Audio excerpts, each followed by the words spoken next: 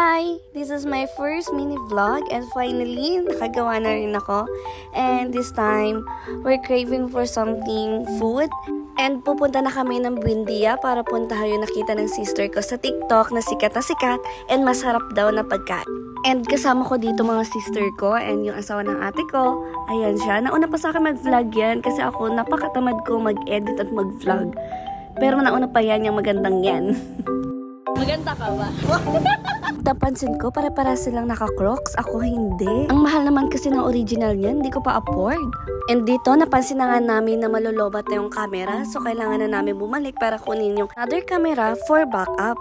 Sa mga oras na to, hingal na talaga kami kakatakbo. Pagkabalik namin, meron na agad jeep na huminto at nakasakay agad kami. Sa mga oras na ito, ginugutom na talaga ako. Yung kumukulo na yung tiyan ko sa gutom. Kaya naman hindi na ako makapaghintay. And finally, nakarating na rin kami. Mukhang maliit lang siya pero okay na rin. At may mga tables din sila. At nakakatuwa si kuya dito at nag-welcome pa talaga siya sa amin. At ito nga ang kanilang menu. At dito, pare-parehas nga kami ng order. Hindi naman madami ang order namin. Ang ate ko nga pala ang may pakana nito na lumabas kami kumain. Dahil libre niya, siya din magbabayad. Sa totoo lang, habang nilalagay ni kuya mga T-bone steak dyan sa grill, lalo akong ginugutom. Excited na rin sila kumain at patikman ito. Umorder na din kami ng avocado shakes, pero hati na kami dito. Hindi talaga nila tinipid sa avocado, napakadami nila nilagay.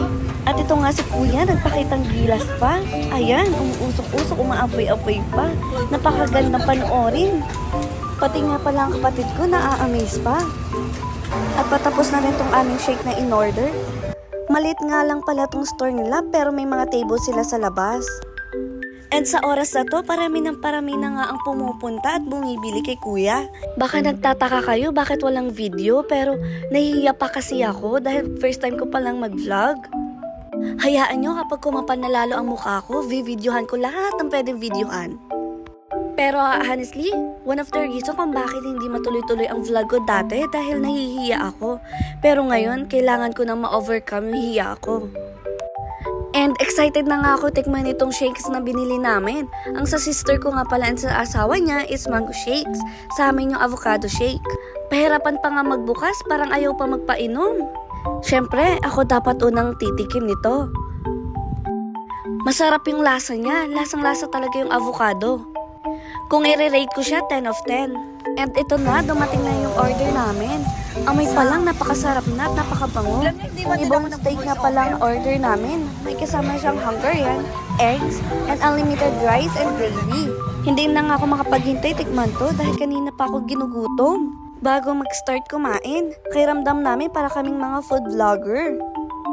Gustong gusto ko nang kumain kasi napakainit pa niya. At nang matikman ko na, sarap nga siya and malambot. Gusto ko na may anghang kaya kumuha ko ng hot sauce. Gusto ko kasi na may thrill sa pagkain kapag kumakain ako. Nahihilig nga pala kami magkakapatid sa mga maanghang na pagkain. Kaya sa bahay namin hindi nawawala ng sili. May mga katulad ba kami dyan? Nagaganahan kumain kapag maanghang. Mahihilig din nga pala kami kumain at lumabas. Lalo na kapag libre ng ate, lalong nakakagana kumain. Sarap na sarap ako sa pagkain at sa shake nila. Sa susunod, bumalik agad ako dito dahil sa sobrang sarap.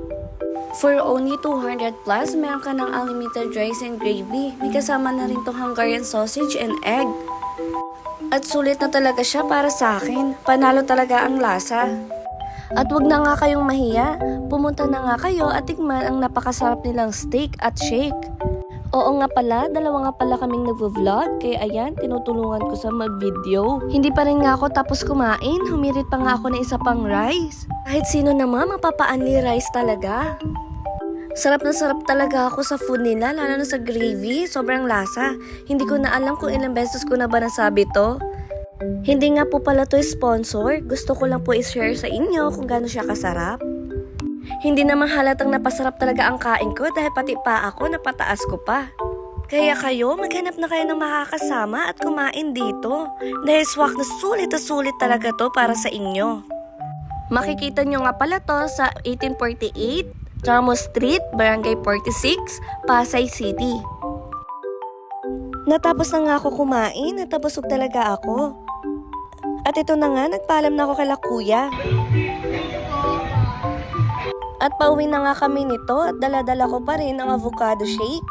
At talaga namang nasiyahan kami at sarapan sa pagkain. At konti na nga lang matatapos na itong aking first time mini vlog. Kakatuwa at nakakakilig. Ngayon pa lang nagpapasalamat na ako sa inyo.